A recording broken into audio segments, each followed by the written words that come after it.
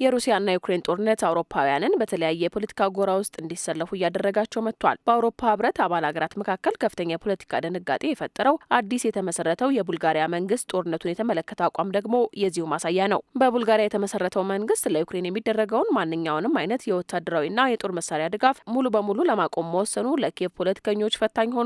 ይህ ውሳኔ በሰሜን አትላንቲክ የጦር ጥምረት አባላት እንዲሁም በአውሮፓ ህብረት አባል ሀገራት መካከል ከፍተኛ የፖለቲካ ድንጋጤን ፈጥሯል። ቡልጋሪያ የኔቶና የአውሮፓ ህብረት አባል ሀገር መሆኗ በዚህ ልክ ፖለቲካዊ ለውጥ ማድረጓ ለነ ፑቲን እንደ ድል የሚቆጠርም ሆኗል።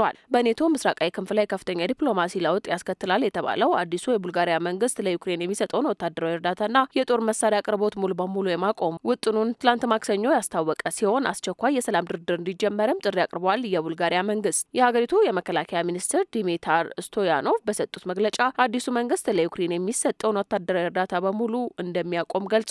አዲሱ መንግስት ውሳኔውን ያሳለፈው በቅርቡ የተካሄደው ምርጫ ተከትሎ ጠቅላይ ሚኒስትሩ ሩመን ሬዴቭ ወደ ስልጣን ከመጡ በኋላ ነው። የቀድሞ የሀገሪቱ ፕሬዝዳንት የነበሩት ሬዴቭ ምዕራባውያን ለኪየቭ የሚሰጡትን ወታደራዊ ድጋፍ በጽኑ ሲቃወሙ የቆየ ሲሆን ግጭቱ ሊቆም የማይችል መሆኑን በመጥቀስ በዲፕሎማሲያዊ መንገድ መፈታት አለበት የሚል አቋም እንዳላቸውም ገልጸዋል። ይህ ውሳኔ የኔቶን ጫና በሩሲያ ላይ መቀነሱን ሊያመላክት ይችላል የሚሉም አልጠፉም። የመከላከያ ሚኒስትሩ ዲሚታር ስቶያኖቭ ሲያስረዱ ግጭቱ በጦርነት ሜዳ ሊፈታ የማይችል የእርስ በርስ መዳከም ጦርነት ሆኗል። በዚህም ተጨማሪ መሳሪያዎችን መላክ የሰዎችን ሕይወት ከማጥፋት ውጪ ምንም ፋይዳ የለውም ያሉ ሲሆን ዩክሬን በአሁኑ ጊዜ ተጨማሪ ሰው እንጂ ተጨማሪ መሳሪያ ያስፈልጋትም በቂ መሳሪያ አላት ብለዋል። የቡልጋሪያ መንግስት ሁለቱም ወገኖች ወደ ድርድር ጠረጴዛ መጥተው ፍትሐዊ ሰላም እንዲፈልጉ በጽኑ እየወተወተ እንደሚገኝም መረጃዎች ይጠቁማሉ።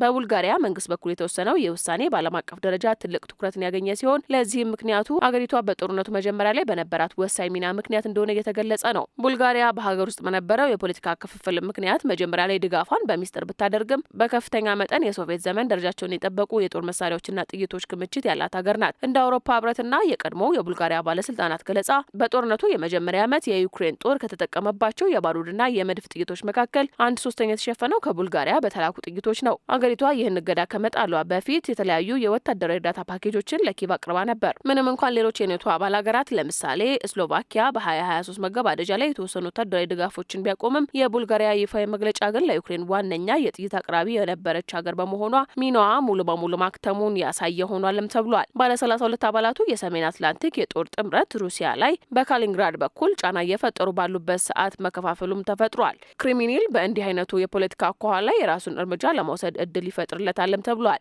ዩክሬን ያለ አውሮፓ ህብረትና ኔቶ ድጋፍ በሁለት እግሯ ቆማ መከላከል እንደማትችልም እየተነገረ ነው። የሩሲያ ዩክሬን ጦርነት ከጀመረ 4 ዓመት ከ4 ወራት ገደማን ያስቆጠረ ሲሆን በርካታ ዜጎች ሞተዋል። በሚሊዮን የሚቆጠሩ ዜጎች ደግሞ ከቤት ንብረታቸው ተፈናቅለዋል።